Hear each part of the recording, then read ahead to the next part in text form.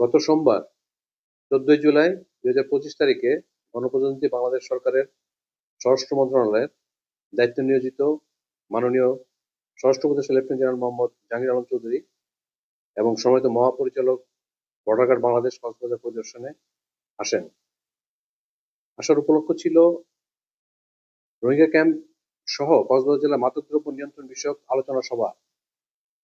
উক্ত আলোচনা সভায় আমাদের মাননীয় স্বরাষ্ট্র উপদেষ্টা অভিব্যক্ত করেন যে বর্তমান প্রেক্ষাপটে কিছু কিছু সন্ত্রাসী গোষ্ঠী দেশের আইন শৃঙ্খলা অবনতি করার জন্য দেশের বিভিন্ন স্থানে মাদক চোরাচালান, গুম, খুন, অপহরণ সহ নানাবিধ অনৈতিক কর্মকাণ্ডে লিপ্ত হচ্ছে।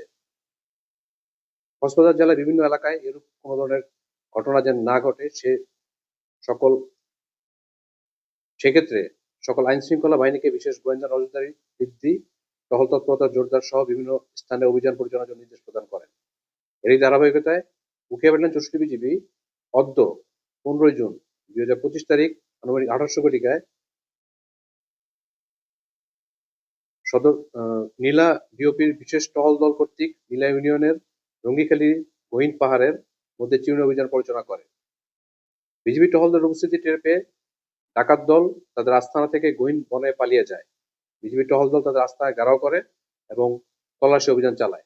তল্লাশি অভিযানের মাধ্যমে বিজিবি টহল দল ডাকাতদের লুকিয়ে রাখা বিভিন্ন প্রকার অবৈধ অস্ত্র ও গোলাবারুদ উদ্ধার করে। তার মধ্যে বিদেশি রিভলভারের গুলি 21টি, একনলা গাদা বন্দুক, লং ব্যারেল 1টি, বন্দুকের ছড়া গুলি 3 রাউন্ড ও খালি খোসা 5টি, এলজি গান 1টি, পিস্তল 1 শুটার 1টি, রাইফেলের গুলি 14টি, ফ্রিজ লং বডি 2টি এবং রামদা 1টি উদ্ধার করতে সক্ষম হয়। প্রসঙ্গত, রঙ্গিখালীতে মাদক চোরা কারবারি, ডাকাত, অপহরণকারী, গুমকারী, অপরাধীরা গহীন পাহাড়ে বনের ভিতর আস্তানা গেড়ে লুকিয়ে থাকে। বিজিবি এই ধরনের সাহসিকতার অভিযান অব্যাহত থাকবে।